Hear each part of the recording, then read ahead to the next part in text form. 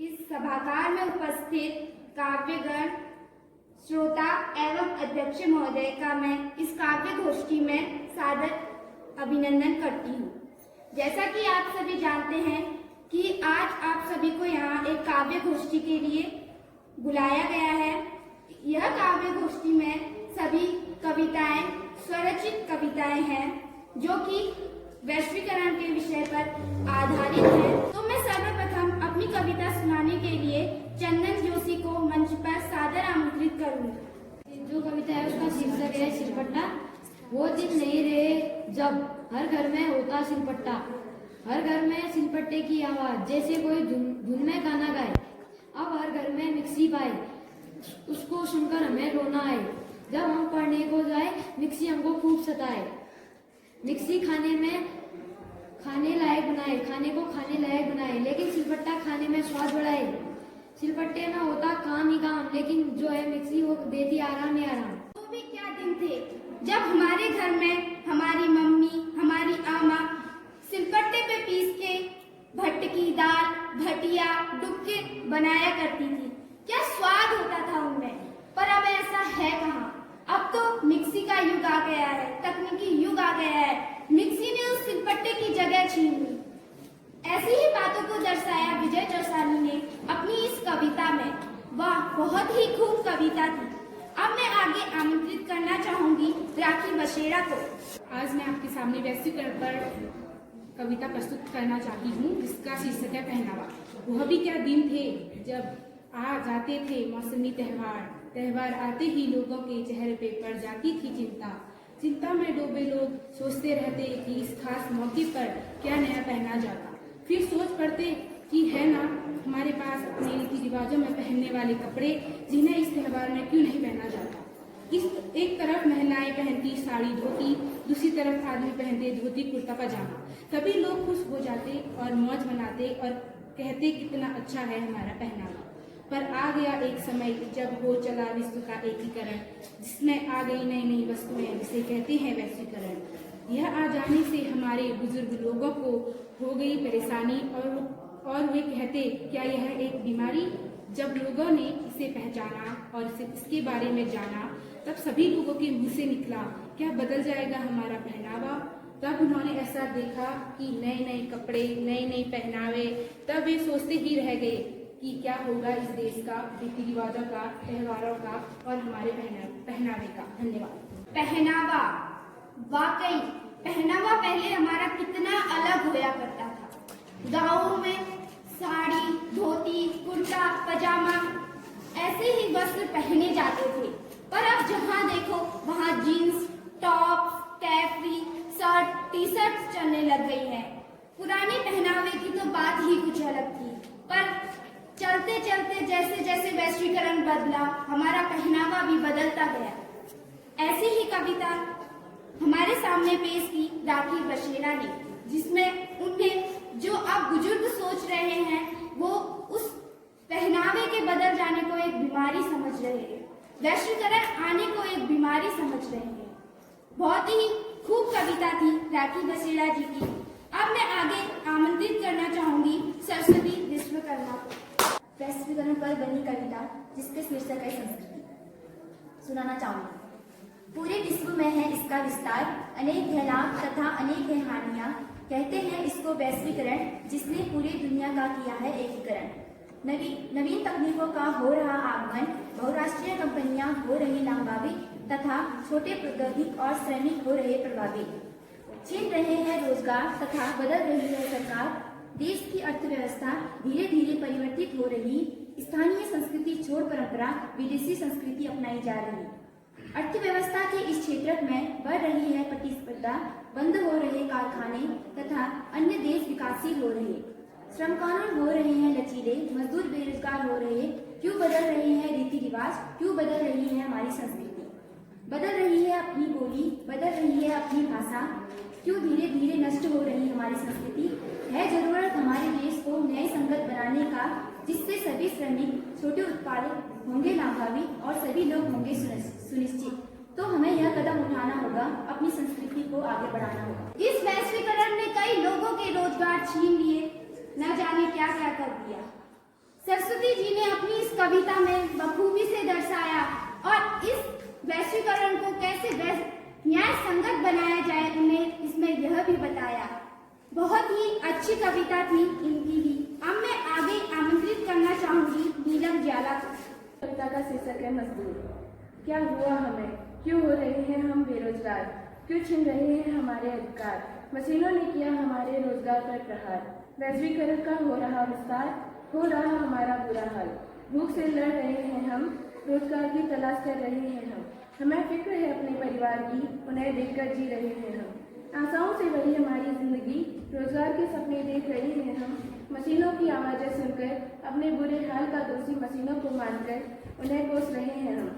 कभी हमारा रोजगार हुआ करता था सुरक्षित, वैश्वीकरण के कारण वो छिन गया है। सरकार ने सभी चीजों का कर दिया है निजीकरण, कर रहे हैं बड़े उद्योगपति हमारा शोषण और दे रहे हैं हमें कम वेतन। अपने बच्चों को न अच्छे कपड़े व न स्कूल भेज सकते हैं हम, खुद अनपढ़ रहकर अपने बच्चों को पढ़ाना चाहते हैं हम। भटक रहे हैं कुछ छोटे से काम की तलाश में, वो भी कभी कभी पाते हैं। पैसों के अभाव ने बना दिया है हमें लाचार, मशीनों व उद्योगपति ने किया है हमारी रोजी रोटी बर्बाद। क्यों छिन रहा है हमारा रोजगार और अधिकार, उठाते अगर हम कभी आवाज, कर देते वे हमारी आवाजें बंद। अपने अधिकारों के लिए कहाँ जाकर लड़े हम, सोचते हैं हम ये कभी, ये समय बदलेगा क्या हमारा, क्या हमारे बच्चे भी स्कूल जा पाएंगे, क्या होंगे उनके पास भी अच्छे कपड़े, क्या मिलेगा हमें कभी रोजगार, क्या कब होंगे हम किसान। Thank you. कार्यक्रम को आगे बढ़ाते हुए अब मैं बुलाना चाहूंगी कवि कमलेश भट्ट को। कृपया यहाँ प्रस्तुत हो और अपनी कविता हम सभी के सामने प्रस्तुत करें।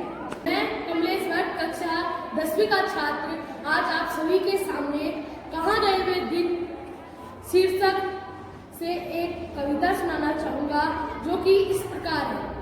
कहाँ गए वे दिन जब लोग पहनते थे धोती कुर्ता, अब जींस पैंट का जमाना है।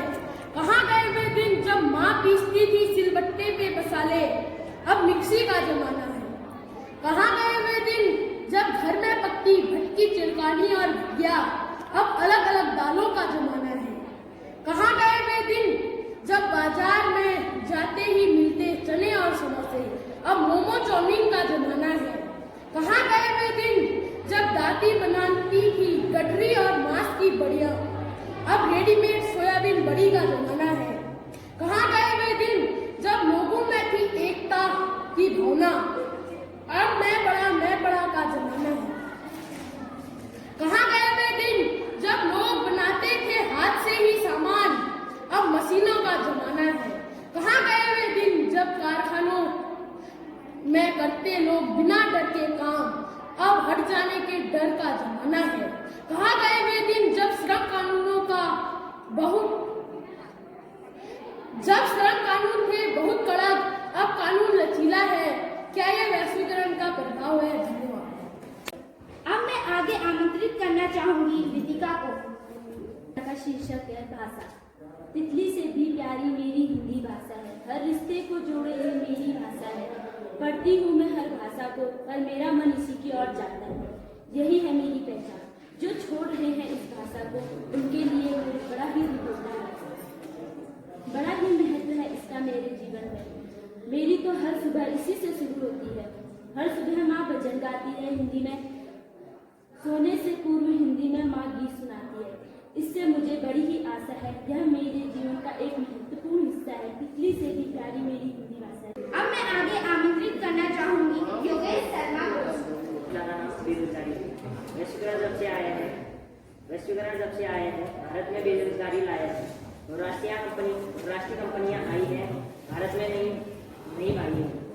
भारत में रोजगार को घटाया है, बेरोजगारी भी आई है। वैश्वीकरण ये आया है, इसने देश के लोगों को विषय वस्तु के लिए कई तरीके आए हैं। इससे लोगों के लिए विषय वस्तु के कई तरीके आए हैं। देश में अनेक देश की संस्कृतियों को लाया है। जब भी बदला देश भी बदला, सब कुछ बदला। धीरे धीरे प्रतिस्पर्धा के चलते चलते पिछड़ गया भारत पीछे। वैश्वीकरण जब से आया है देश को बहुत नुकसान पहुंचाया है। योगेश शर्मा ने अपनी कविता में दर्शाया कि कैसे बहुराष्ट्रीय कंपनियां आई और तकनीकी युग आया और बेरोजगार होते गए हमारे श्रमिक मजदूर। अब मैं आगे बुलाना चाहूंगी ललित बर्ला को। वैश्वीकरण जब से आया है बेरोजगारी है लाया। पहले करते श्रमिक काम, अब आ गई मशीनें, छिन गया लोगों का रोजगार। कैसा है ये समय, अब कब आएगा पहला जैसा ही। अपनी संचालक जो अभी तक इस काव्य गोष्ठी को संचालन कर रही थी, तो उन्हें भी जरा मौका दिया जाना चाहिए। तो मैं आमंत्रित करना चाहूंगी डॉली भट्ट को।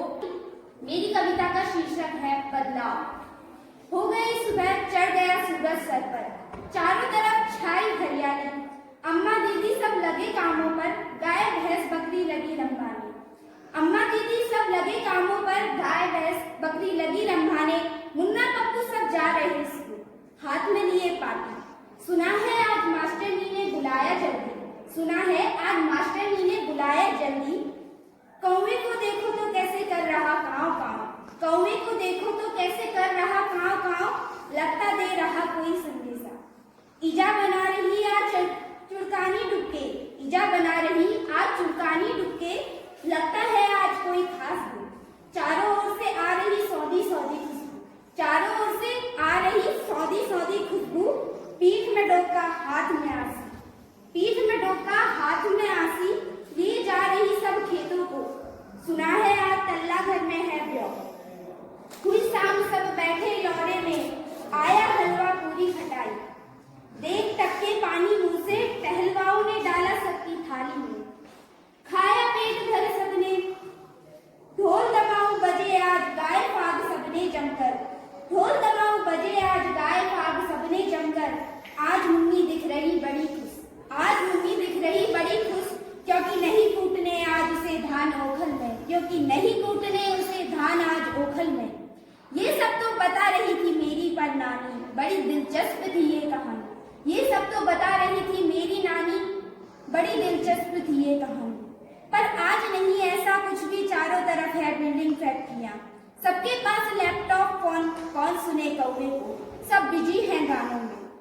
दूध घी दही और छाछ सब मिले डब्बा बंद, नहीं चाहा किसी को पशुओं की, रोज बनता घर पर पुलाव चावल दाल।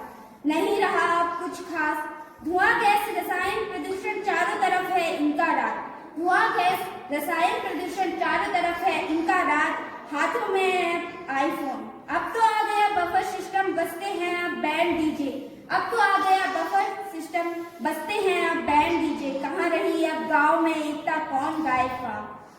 तकनीकी युग की इस दौड़ में शामिल है मेरा भी देश, तकनीकी युग की इस दौड़ में शामिल है मेरा भी देश। अगर न दौड़े तो क्या बन जाएगा कुएं का मेडल, अगर न दौड़े तो क्या बन जाएगा कुएं का मेडल, हो जाएगा सबसे पिछड़ा। लोग कहते हैं बदल रहा है मेरा भारत, लोग कहते हैं बदल रहा है भारत, सच में कितना बदल गया है भारत, सच में कितना बदल गया है भारत।